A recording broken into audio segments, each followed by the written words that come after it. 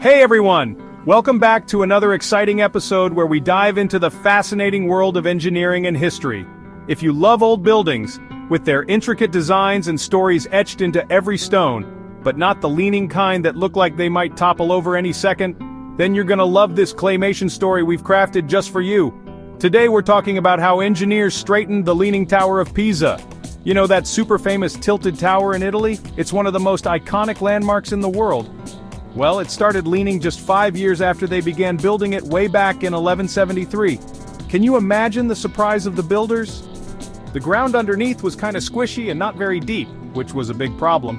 So by 1990 it was leaning a whole lot, 5.5 degrees. That's pretty scary when you think about it. So how did they fix it? How did they manage to save this architectural marvel from collapsing? Let's find out with some fun claymation. This will help us visualize the incredible engineering feats.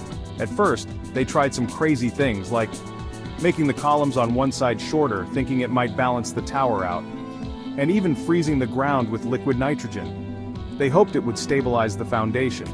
Yeah, that didn't work so well. These methods were more like band-aids than real solutions. Then, they came up with a really clever idea called the soil extraction method. This was a game changer. They made slanted holes under the north side of the tower, and very carefully took out a little bit of dirt at a time. This was a meticulous process. Imagine it like letting air out of a tire, but super carefully. Each bit of soil removed had to be precise. They took out 60 cubic meters of clay. That's a massive amount when you think about it. That's like a whole lot of clay. Imagine the effort and precision required. To make sure it stayed put and didn't lean further, they put 600 tons of lead weights on the north side. These weights acted as counterbalances, and they used strong steel cables to gently pull the tower back up straight. This was a delicate operation. It was like a giant tug-of-war with a 500-ton tower. Can you imagine the tension and precision involved? And finally, they put in drains to keep the ground from getting too wet. This was crucial for long-term stability. Because, you know, wet ground isn't good for a leaning tower. It would just make things worse.